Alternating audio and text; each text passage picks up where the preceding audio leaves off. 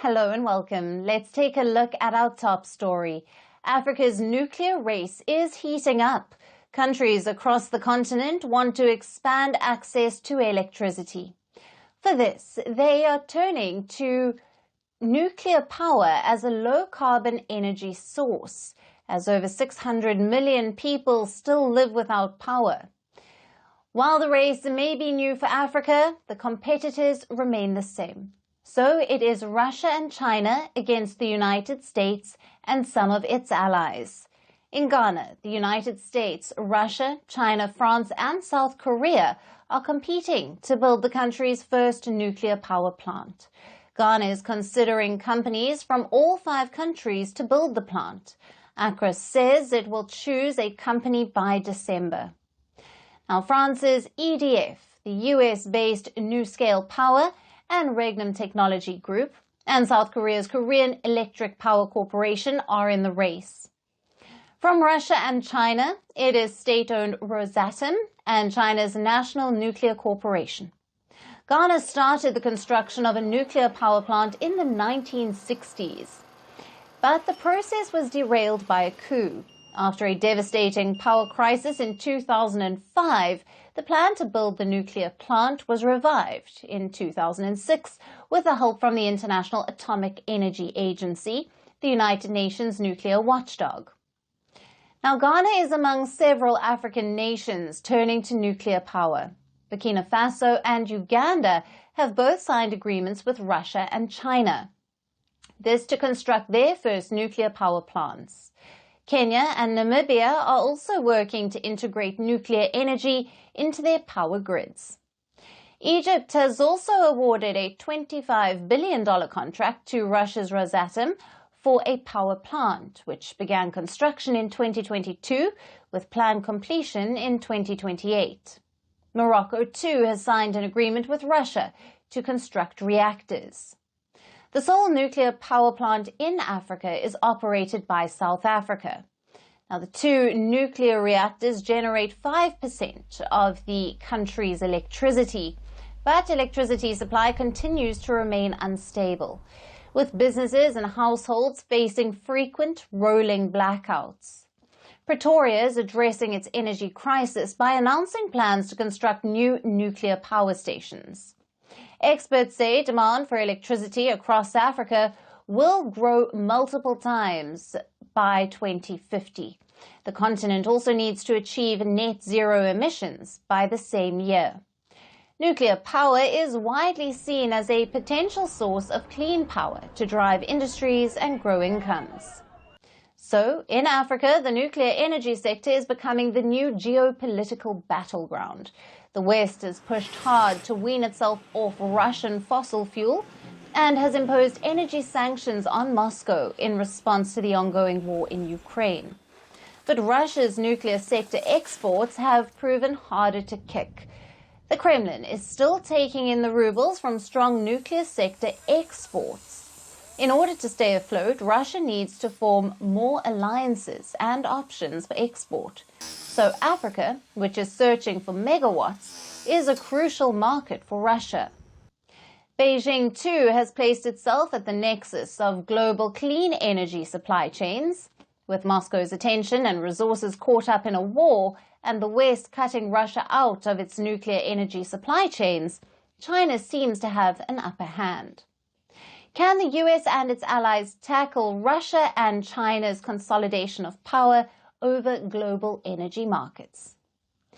Now, for more on this, we are being joined by Macharia Munene, who is a professor of history and international relations, who is joining us live from Nairobi, Kenya. Thank you for being with us, Professor.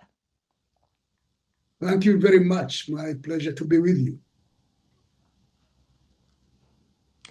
Now, it seems that Africa's nuclear energy sector is becoming the new geopolitical battleground. What are your thoughts on this? First, many African countries are realizing that they need alternative to the existing supplies, whether it's oil or gas, because they have been very volatile and unreliable, especially in times of crisis. There is also the impression that nuclear power is solid, is more reliable, and does not necessarily rely on the volatility of rival powers. Once you have it, it's supposed to be clean and long-lasting in that. So there is an element of reliability. The increasing number of African countries who want to have the nuclear energy capacity is also an attraction to the big players, those who already have the capacity. And that's what we are seeing. Major producers, or whether it's Russia, which is doing very well, whether it's the United States, which is not doing very well, or Korea or France, which has some geopolitical problems in Africa, and China, which seems to have some arrangement, one would say. It seemed to have a little advantage because they started working on the infrastructure in Africa long before the others started thinking about it. So since energy is a major attraction in the world, whoever can supply it to a growing market, and the African market is going to be bigger than it is, will have a small advantage over the others. Hence the stiff competition as to who gets the chance. Right. Now, Professor, in what ways could China's significant investments in Africa's infrastructure, including nuclear energy, influence the country's energy policies and its relationships with other global powers? Well, the Chinese have a small advantage in that they have been very committed to developing infrastructure in various African countries.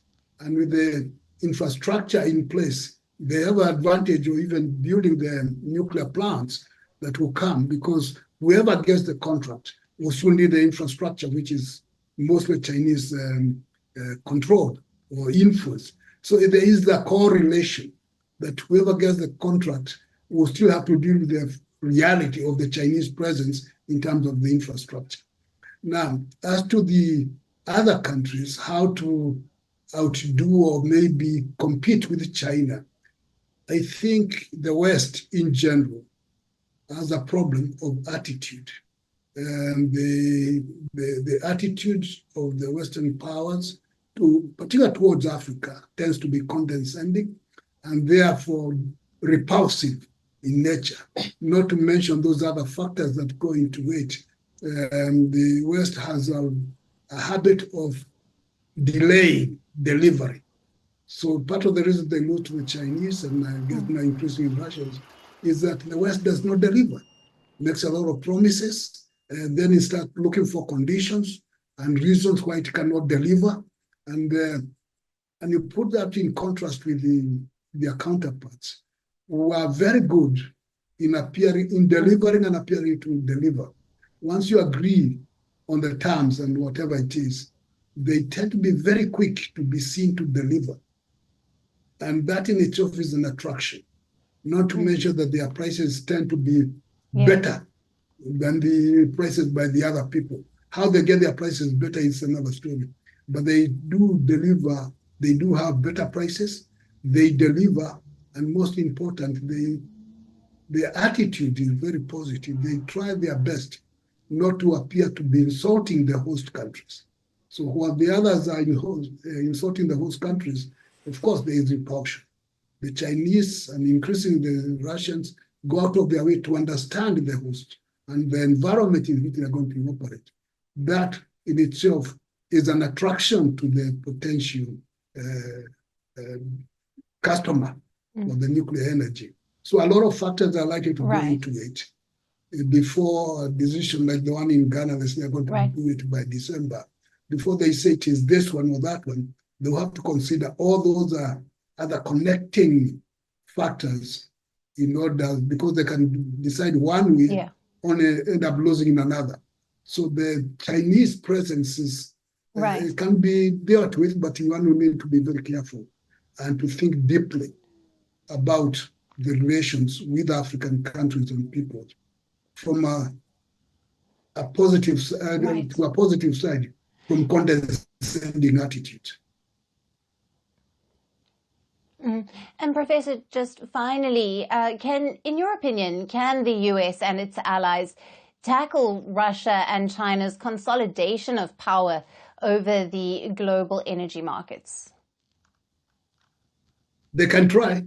There's nothing wrong with that, because the more they offer as competition, as alternative to what the Chinese and the Russians are offering, they'll have to offer something better than what the Chinese or the Russians are offering. If they do not offer something better, then they can forget it. If they continue with the condescending attitudes, with the insult to Africans and all those things, and chest thumping and failure to deliver on what they promise, because they are very good at making promises and failing to deliver. In Kenya, we could have a few examples where we keep on pointing out, you promise this, but they always look for reasons why they cannot deliver, whatever it is. So they need to change their attitude. They need to compete fairly with the Russians and the Chinese, and they should not expect that the Africans will stop dealing with the Russians or the Chinese simply because they say so. They have to prove the need. I mean, they should show the evidence that they are better. So far, they have not shown that they are better. And that's what they have. But when they can play their geopolitical game on saying, we stand for this, that, that's a lot of hogwash. It's because when it comes down to it, they are all pushing their interest. Right. And the question is, who pushes its interest the best possible way that's acceptable to most of the countries? And so far, that's why the Chinese have a slight edge. But they can compete. They can try and offer something better. But they have to take those factors into account if they're going to match the Chinese or the Russians in the energy or any other sector. Yeah. Right. Professor, thank you very much for your time and for being with us on Firstpost Africa. My pleasure. Firstpost reports from the world's second largest continent. Hello, I'm Alyson Grange. A very warm welcome from Durban, South Africa. We get you the news and the newsmakers from Africa. South Africa goes to the polls on the 29th of May. I will track the election and bring you ground reports. Is it the end of the road for the African National Congress? And will former President Jacob Zuma stage a dramatic comeback? From elections to climate change to innovations and opportunities. As the world's attention shifts, we report from Africa, the heart of the global South. Join me every weekday live on Firstpost.